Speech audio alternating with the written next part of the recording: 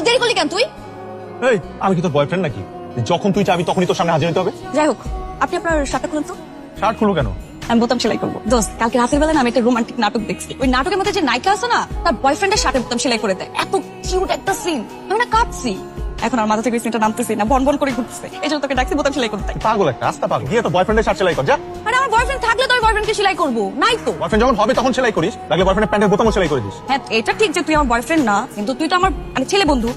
এখন ইংলিশে ছেলে মানে বয় আর বন্ধু মানে ফ্রেন্ড, তো এক ধরনের তো বয়ফ্রেন্ড, তাই না? এখন দেখ, এটা নতুন শার্ট, আজকে আমি ফার্স্ট টাইম পরছি। আর শার্টের সবকিছু ঠিকঠাক আছে, বোতামও ঠিকঠাক আছে। তুই বোতাম কি সেলাই করবি? দেখি তো।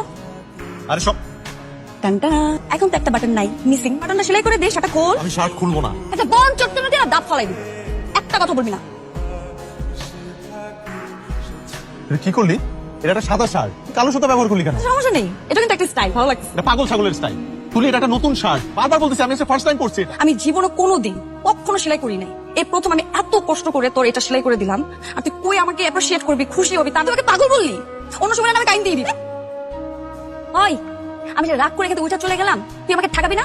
কেন ঠেকাবো? আমার 12:30 বাজাইলি। তোর শার্টে 12 বাজেছে? হ্যাঁ। তাইলে তোর শার্টটা আমি আরেকটু সুন্দর করে 12টা বাজাই। এই তো, এখন ভালো লাগতেছে। কালো সুতোর সাথে কালো কালার কালি, নাইস কম্বিনেশন। খুশি থাক।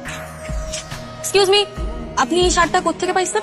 এই শার্ট আমি কিনছি, কোত্থেকে কিনছেন? একটা ছেলের কাছ থেকে কিনছি। কয় টাকা দিয়ে কিনছেন? 25 টাকা দিয়ে কিনছি। এই দামি শার্টটার মাত্র 25 টাকা দাম?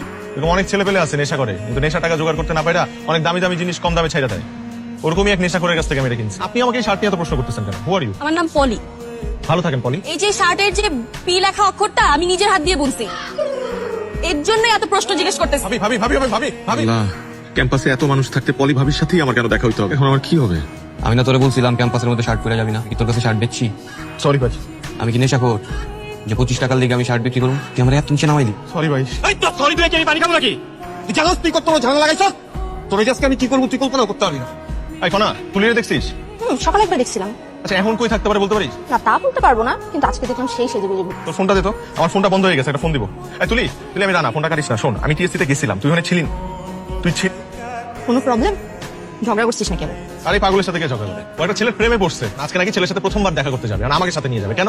আমি কি তোর বডিগার্ড? সত্যি বলতেছিস তোর সাথে ওর কিছু নাই? পাগল নাকি? তুই এরকম করতেছিস কেন? না, কি করলাম? চুলে কি করছিস?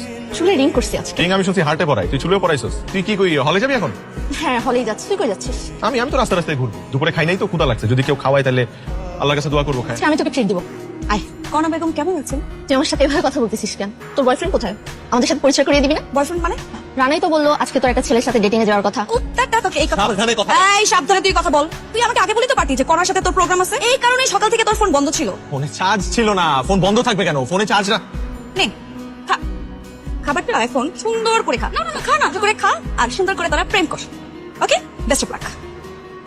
কি রে, তোর কি কোনো লজ্জা শরম নাই? তুই আবার আমার হলের সামনে আসছিস কেন? তোর এই কর্নার ডার্লিংটা কোথায়? প্রথমত ও আমার ডার্লিং না, আর দ্বিতীয়ত পুরা ক্যাম্পাস তোরে খুঁজছি। খুঁজতে খুঁজতে কনার সাথে দেখা। কনাকে জিজ্ঞেস করলাম তোকে দেখছে কিনা, বললো দেখছে। তারপর ওর ফোনটা নিয়ে তোকে ফোন দিলাম, তুই ফোনটা কেটে দিলি। তারপর আমি বুঝবো কি করে যে তুই কোথায়? তাই বলে তুই তোর ডার্লিং কনাকে নিয়ে ডেটিং এ চলে যাবি? ডেটিং না, ভাত খাইতে গেছিলাম। Happy birthday. পেতনি হয়ে বেঁচে থাক শত শত বছর। তুই না আসলে একটা কুত্তা। যা, থ্যাংক ইউ।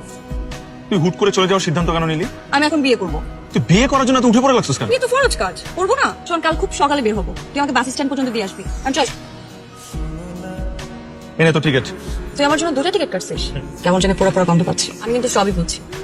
এই যে আমি যাবো, আর পাশে যদি কোনো অপরিচিত ছেলে বসে, পাশাপাশি বসবে, গা ঘেসে বসবে, একটা রোমান্টিক পরিবেশ তৈরি হবে না? এটা ভেবে তোর মধ্যে একটু জমটা নিচ্ছে। কদিন পর একটা অপরিচিত ছেলে তোকে বিয়ে করে সারা জীবন তোর গা ঘেসে থাকবে, তাতেই আমার ফিল হচ্ছে না কিছু। হ্যালো, শোন, তোর জন্য একটা চাকরি পাইছি, করবি? আমি কোনো চাকরি করবো না, তোকে না বললাম আমি বিয়ে করবো। ছেলেপক্ষ আমাকে দেখতে আসছে, সবাই আমার জন্য ড্রয়িং রুমে অপেক্ষা করছে। তুই জানিস না শাড়ি পরার কি ঝামেলা? শাড়ি পরা এত ঝামেলা হলে শাড়ি পরার দরকার কি? আমি জিন্স পরে বিয়ে করবো নাকি? শোন না, একটু আগে বাবা আমাকে দেখে বলতেছে আমাকে নাকি পরীর মতো লাগতেছে। পরীকে তো পরীর মতোই লাগবে। কি রে, সারা জীবন আমাকে বলি পেতনি, আর এখন বলতেছিস পরী? ঘটনা কি? পরী বলছি নাকি? ভুলে ভুলে ফেলছে মনে হয়। তোকে ছাড়া কেমন জানি দম বন্ধ বন্ধ লাগে। পুরো ক্যাম্পাস জুড়ে তোকে মিস করতেছি। ঢং করিস না। আচ্ছা, তুই কি জীবনে কোনোদিন সিরিয়াস করবি না? হবো না, সময় হলে। আলহামদুলিল্লাহ। হ্যালো, কি রে, আমি তোর কতক্ষণ ধরে ফোন দিতেছি, আমার ফোনটা ধরিস না কেন? আরে আমার ফিয়ান্সি ফোন করছে, 2 ঘন্টা যাবত কথা বলতেছি। কত যে কথা তার, ফোন রাখতেই চায় না। তাহলে আমি যে এখানে তোকে ফোন দিতেছি? হঠাৎ তোর কি হইলো বলতো? একবার আমাকে বলতেছিস অপসরীর মতো লাগতেছে, একবার পরীর মতো লাগতেছে। এই পেতনিকে তোর এত ভালো লাগার কিভাবে শুরু হলো? পরি কিভাবে হয়ে গেল পেতনি থেকে? পেতনি তো মজা করে বলতাম, তুই তো সবসময় আমার কাছে পড়ি, অনেক কথা সময় মতো বলতে পারি। আচ্ছা রানা, সিরিয়াসলি বলতো তো কি হয়েছে? তুই এভাবে কথা কেন বলতেছিস? আর টাইপের আমি জানি না, আমার একটা সমস্যা হয়েছে, আমার তোকে লাগবে। তুই চলে যাওয়ার পর থেকে আমার কেমন যেন অস্থির লাগতেছে। আমি ভালো নাই, আমার তোকে ছাড়া চলবে না। I need you. আমি তোকে অনেক ভালোবাসি দোস্ত, প্লিজ অন্য কাউকে বিয়ে করিস না দোস্ত। তোর বাবাকে বল বিয়েটা ভেঙে দিতে। এই কিভাবে বিয়ে ভাঙবো? ছেলে দেখতে সুন্দর, প্রতিষ্ঠিত, হ্যান্ডসাম, সুন্দর ফ্যামিলি, কোনো সমস্যা নাই। অ্যাটলিস্ট বিয়ে ভাঙতে হলে তার একটা প্রবলেম থাকা উচিত, সেটাও তো নাই। ভালো থাকিস। মানুষ তাকে চায়, অনেক সময় তাকে পায় না। জন্ম, মৃত্যু, বিয়ে বিধাতা ঠিক করে দেয়। আমি জানি তুই আমার বিয়েতে আসবি না। আমি নিজেও তোকে এই কদিন অনেক মিস করেছি। আমি জানি না তোকে ছাড়া বাকি জীবন কিভাবে কাটাবো। তুই ভালো থাকিস, নিজের যত্ন নিস।